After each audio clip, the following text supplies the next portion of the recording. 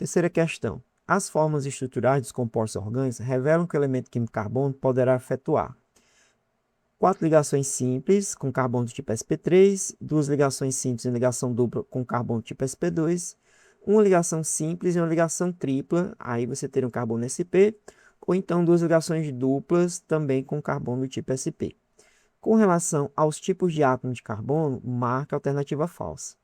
Então a letra A diz assim: o carbono sp3 apresenta 4 orbitais híbridos, todos iguais, dispostos tetraedricamente, formando entre si ângulo de 109 graus e 28 minutos.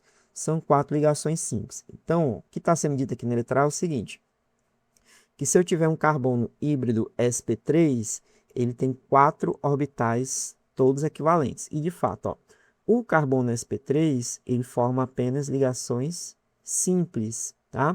Se eu pensar nos orbitais, eu teria uma representação como essa. Os meus 4 orbitais, tá certo? Formando aqui uma estrutura tridimensional, que a gente chama na química de tetraedro. Então, eles estão dispostos segundo esse arranjo espacial aqui, certo?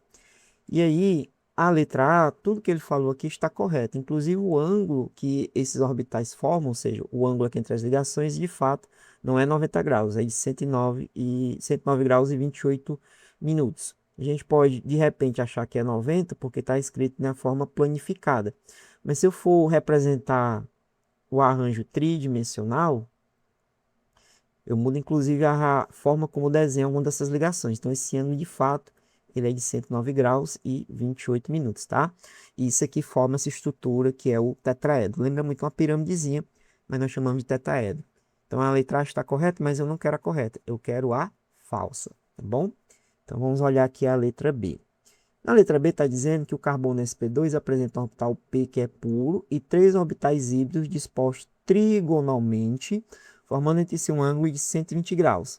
São 2 ligações simples e uma ligação dupla. De fato, quando você pensa no carbono sp2, ou seja, aquele carbono que tem ligação dupla, a gente já viu que essas ligações aqui elas são do tipo sigma e nós vamos ter na ligação dupla uma dessas ligações do tipo sigma, mais a outra é uma ligação do tipo pi. O que é que significa isso na prática? Então, suponha o seguinte, pensando novamente nos orbitais. Se você tiver esse carbono aqui, ó, suponha que existe um plano em que eu posso colocar as ligações do tipo sigma exatamente sobre esse plano. Então, aqui, ó, sobre esse plano eu tenho uma ligação sigma, aqui eu teria outra ligação sigma e aqui eu teria outra ligação sigma. O ângulo de ligação entre elas é de 120 graus, tá? Então aqui ó, eu teria um ângulo de 120 graus nesse plano. Onde está a ligação π? A ligação π ela se forma com um orbital perpendicular a esse plano. Ou seja, ele estaria aqui na vertical, ok? De tal maneira que, quando é dito aqui no item B, são dispostos trigonalmente, ou seja, em formato de triângulo aqui, certo? Eu teria esses 3 orbitais aqui, ó, formando um arranjo semelhante a um triângulo sobre esse plano, tá? Mas o orbital P, que não sofre hibridização, ele estaria exatamente perpendicular a esse plano, ok? E o ângulo de ligação entre esses 3 orbitais no plano, exatamente igual a 120 graus. São 2 ligações simples e uma ligação dupla, como vocês podem ver aqui. Então, de fato, a letra B está correta. Eu não quero a correta, eu quero a incorreta. Na letra C, diz que o carbono sp apresenta 2 orbitais p puros. Então, olha só, no orbital p, eu tenho ou uma ligação tripla, ou então 2 ligações duplas. Pois bem, na ligação tripla, 2 delas são do tipo π e uma é do tipo sigma, tá? Aí o que que acontece? Se eu pensar novamente nos orbitais, na ligação tripla, eu teria algo semelhante a esse aqui, ó. A ligação sigma estaria ao longo de um mesmo plano, tá? Aqui na horizontal. Só que eu tenho uma ligação π vertical e eu tenho uma outra ligação π ortogonal, ou seja, ela estaria fazendo um ângulo de 90 graus aqui com o orbital P. Então, tem esse orbital P na vertical, esse orbital P na horizontal ortogonal à ligação sigma, certo? E aí, na contabilidade, eu tenho, de fato, dois orbitais P que não vão sofrer hibridização, certo? O que mais que ele diz aqui? Esses orbitais híbridos estão dispostos linearmente. Então, é isso mesmo. Ó. Se a gente pegar aqui, o ângulo de ligação aqui ó, nos orbitais que sofreram hibridização é de 180 graus, ok? E no total você tem uma ligação simples e uma ligação tripla. Isso aqui é uma possibilidade.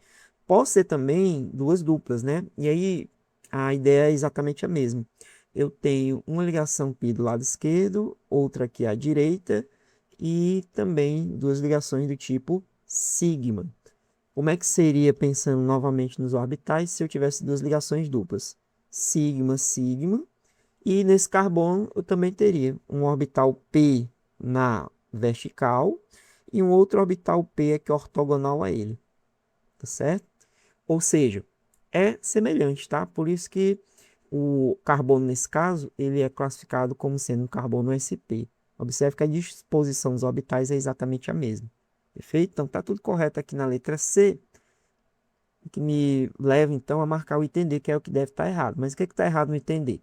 Ele está dizendo que o carbono sp apresenta dois orbitais p puros, então tá certo, ó. Aqui em vermelho tem dois orbitais que não sofrem hibridização, são os orbitais p puros, e dois orbitais híbridos dispostos tetraedricamente. Então, veja, não é tetraedro, tá?